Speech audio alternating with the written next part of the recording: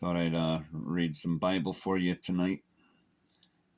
This is the book of James. They have him listed as Yaakov in the scriptures. Chapter 1. Yaakov, a servant of Elohim and of the Master Yeshua Messiah, to the 12 tribes who are in the dispersion, greetings. My brothers, count it all joy when you fall into various trials, knowing that the proving of your belief works endurance. And let endurance have a perfect work, so that you be perfect and complete, lacking naught. If any of you lacks wisdom, let him ask of Elohim, who gives to all generously and without reproach, and it shall be given to him. But he should ask in belief, not doubting. For he who doubts is like a wave of the sea driven and tossed by the wind. For that man should not think that he shall receive whatever from the Master. He is a double-minded man, unstable in all his ways. And let the lowly brother boast in his exaltation, but the rich in his humiliation, because as a flower of the field he shall pass away. For the sun rose with burning heat, and withered the grass, and its flowers fell, and its pretty appearance perished. So also the rich man shall fade in all his ways. Blessed is the man who does endure trial, for when he has been proved, he shall receive the crown of life which the Master has promised to all those who love him. Let no one say when he is enticed, I am enticed by Elohim, for Elohim is not enticed by evil matters, and he entices no one.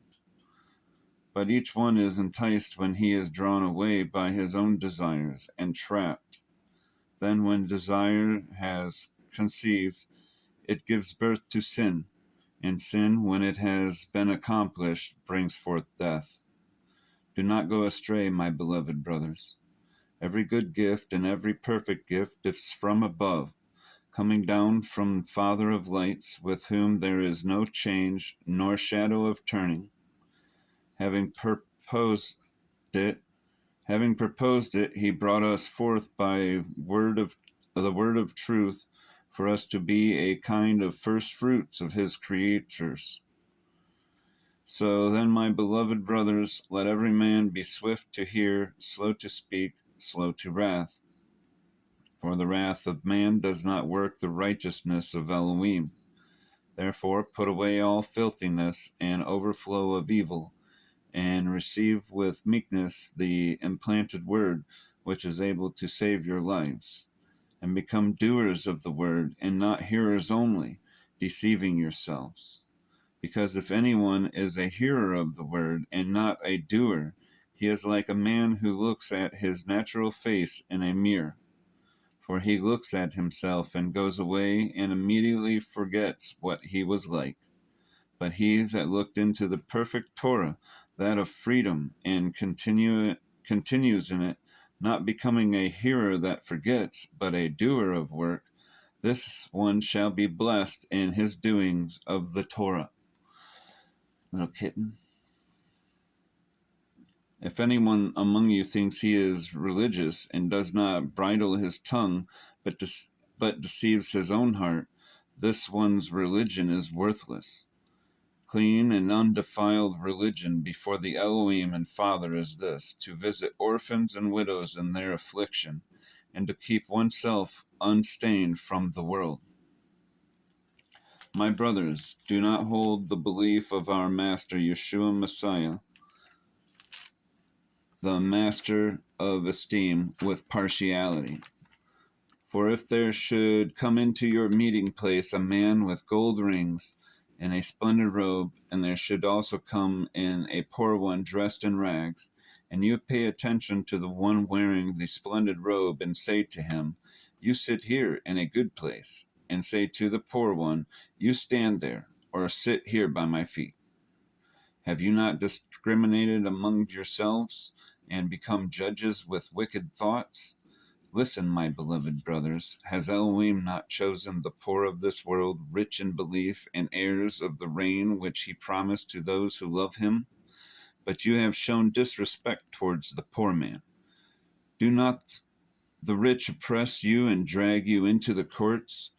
Do they not blaspheme that good name by which you are called?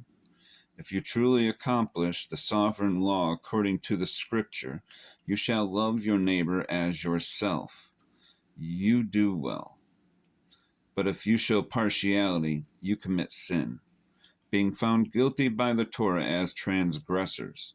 For whoever shall guard all the Torah and yet stumble in one point, he is guilty of all. For he who said, "Do not commit adultery," also said, "Do not murder." Now if you do not commit adultery, but you do murder, you have become a transgressor of Torah. So speak and so do as those who are to be judged by a Torah of freedom. For the judgment is without compassion to the one who has shown no compassion, and compassion boasts over judgment. My brothers, what use is it for anyone to say he has belief but does not have works? This belief is unable to save him. And if a brother or a sister is naked and in need of daily food, but one of you say to them, "Go in peace, be warmed and be filled," but you do not give them the bodily need, what use is it? So also belief, if it does not have works, it is in itself dead. But someone might say, "You have belief, and I have works. Show me your belief without your works, and I shall show you my belief by my works." You believe that Elohim is one? You do well. The demons also believe and shudder. But do you wish to know, O foolish man, that the belief without the works is dead? Was not Abraham our father declared right by works when he offered Isaac his son on the slaughter place? Do you see that the belief was working with his works, and by the works the belief was perfected? And the scripture was filled, which says, "Abraham believed in Elohim, and it was reckoned to him for righteousness. And he called him, but he who loves Elohim." You see then that a man is declared right by works, and not by belief alone. In the same way was the Rahab the whore also declared right by works, when she received the messengers and sent them out another way. For as the body without the spirit is dead, so also belief is dead without the works. Not many of you should become teachers, my brothers, knowing that we shall receive great judgment.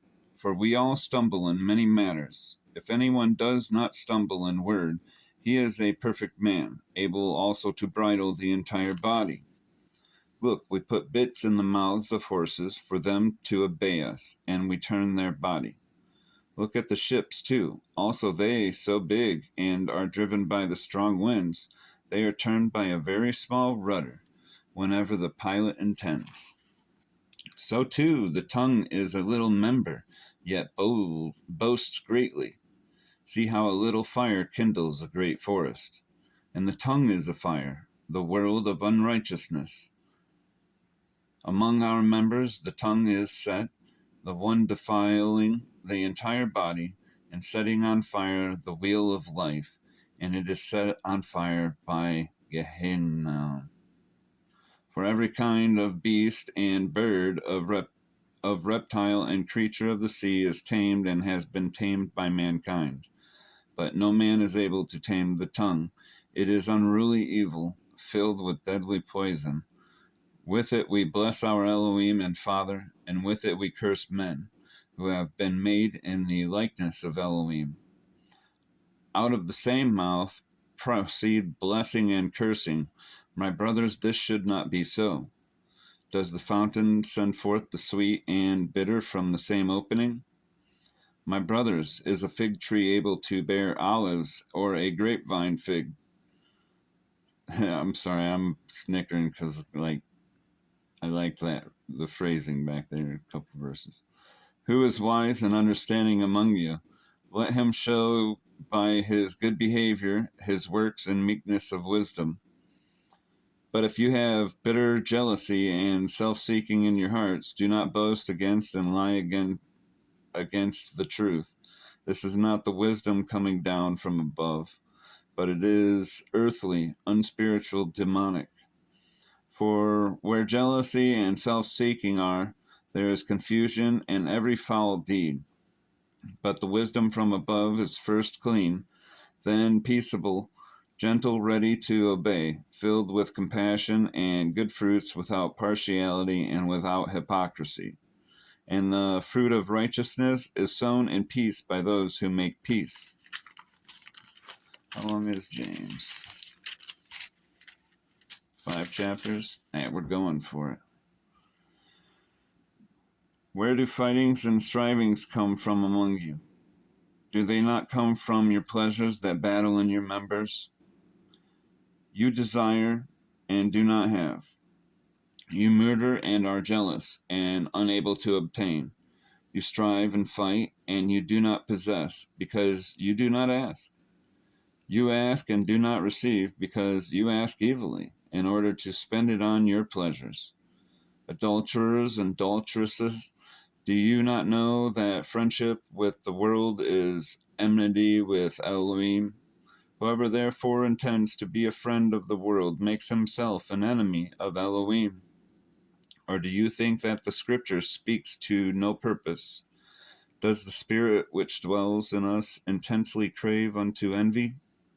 But he gives greater favor, because this he says, Elohim resists the proud, but gives favor to the humble. So then subject yourselves to Elohim. Resist the devil, and he shall flee from you. Draw near to Elohim, and he shall draw near to you. Cleanse hands, sinners, and cleanse the heart, you double-minded. Lament and mourn and weep. Let your laughter be turned into mourning, and your joy to dejection. Humble yourselves in the sight of the Master, and he shall lift you up. Brothers, do not speak against one another. He that speaks against a brother and judges his brother speaks against Torah and judges Torah. And if you judge Torah, you are not a doer of Torah, but a judge. There is one lawgiver and judge, who is able to save and to destroy. Who are you to judge another? Come now, you who say, today or tomorrow, let us go to such and such a city, spend a year there, and trade and make a profit. When you do not know of tomorrow, for what is your life? For it is a vapor that appears for a little and then disappears. Instead of you saying, if the Master desires, we shall live and do this or that. But now you boast in your proud speeches. All such boasting is wicked.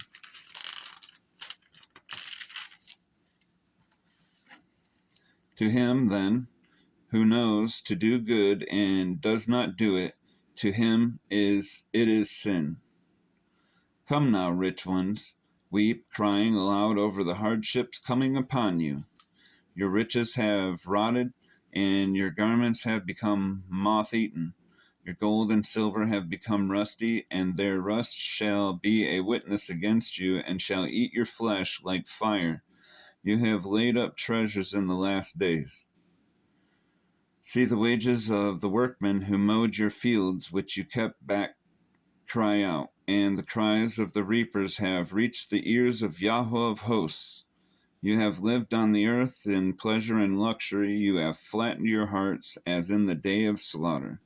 You have condemned, you have murdered the righteous. He does not resist you. So, brothers, be patient until the coming of the Master. See, the farmer waits for the precious fruits of the earth, waiting patiently for it until it receives the early and latter rain. You too be patient. Establish your heart, for the coming of the Master has drawn near. Do not grumble against each other, brothers, lest you be judged. See, the judge is standing at the door. My brothers, as an example of suffering and patience, take the prophets who spoke in the name of Yahweh. See, we call those blessed who endure. You have heard of the endurance of Eob, and saw the purpose of Yahweh, that he is very sympathetic and compassionate. But above all, my brothers, do not swear, either by the heavens or by the earth or with any other oath. But let your yes be yes and your no be no, lest you, yeah, and your no, no. It doesn't say no be no, but lest you fall into judgment. Is any of you suffering evil? Let him pray. Is any in good spirits? Let him sing psalms. Is anyone among you sick? Let him call for the elders of the assembly, and let them pray over him, having anointed him with the oil in the name of the Master. And the prayer of the belief shall save the sick, and the Master shall raise him up. And if he has committed sins, he shall be forgiven. Confess your trespass to one another and pray for one another so that you are healed. The earnest prayer of a righteous one accomplishes much. Eliyahu was a man with feelings like us, and he prayed earnestly that it would not rain, and it did not rain on the land for 3 years and 6 months. And he prayed again, and the heavens gave rain, and the land brought forth its fruits. Brother, if any among you goes astray from the truth, and someone turns him back, let him know that he who turns a sinner from the straying of his way shall save a life from death and cover a great number of sins. That's the book of James. Shalom.